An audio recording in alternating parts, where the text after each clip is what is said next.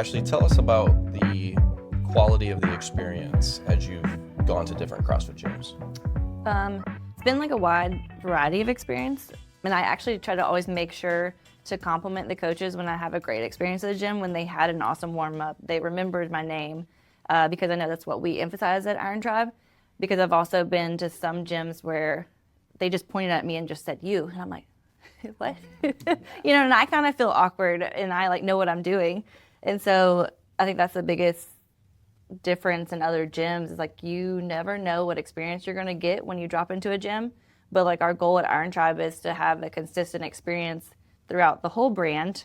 Whether you go to New Orleans, you come to Birmingham or Nashville, you're going to get the same experience with those coaches. What kind of systems has IronTribe put in place to make sure that the coaches are delivering an amazing experience? So the systems we have in place is really basically a guideline for us coaches. 3 C's. The coaching experience, right? Making sure that we have rules as coaches, how we show up, right? Then we have our class structure. People signed up and wanted to come to our class specifically for a time frame that they want to do, 45 minutes, strict. All right, we have structured things that we need to accomplish inside of that class structure. And then the culture. I got to make sure it's fun, right? So I get to dictate how the energy in the room is as a coach. So having those 3 strategic structures in place really helps me as a coach to kind of really have something to lock in on and be intentional on how I show up. Some people told me your classes are pretty fun. That's good that you're delivering them. Competition is a big part of CrossFit culture. How does IronTribe view competition?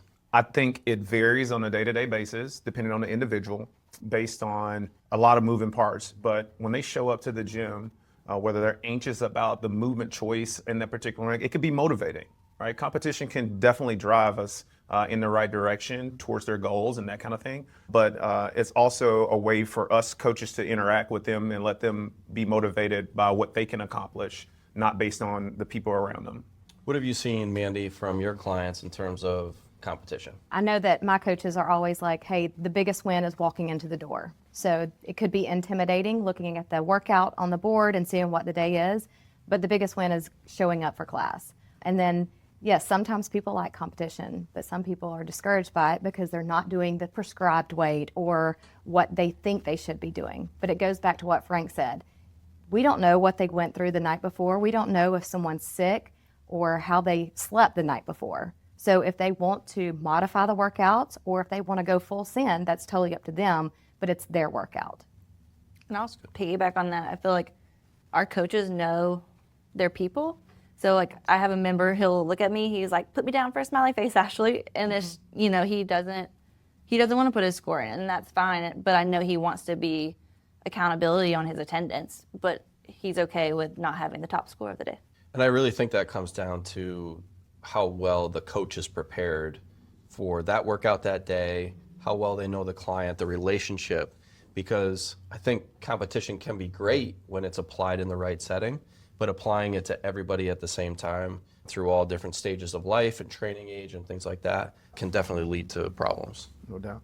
Yeah, it's just like our coaches know, if another athlete or another person comes in the room and they're like, it's going to be an easier workout. So they might walk up to them and say, hey, instead of pull-ups today, we're going to do bar muscle-ups. Your coaches know exactly what they need to do. And one thing I'll say about how we've set up the programming is we want to be able to provide a lot of different divisions for people to go into. So if they are new, if they're beginner, they can go at a division that's appropriate for them and feel like they're comparing themselves not only to their previous progress, but also to other people that are similar in the room. I think from a social media standpoint, people see things out there and they see advanced weightlifting and gymnastics movements, and they think that those things are necessary to be fit and to be strong.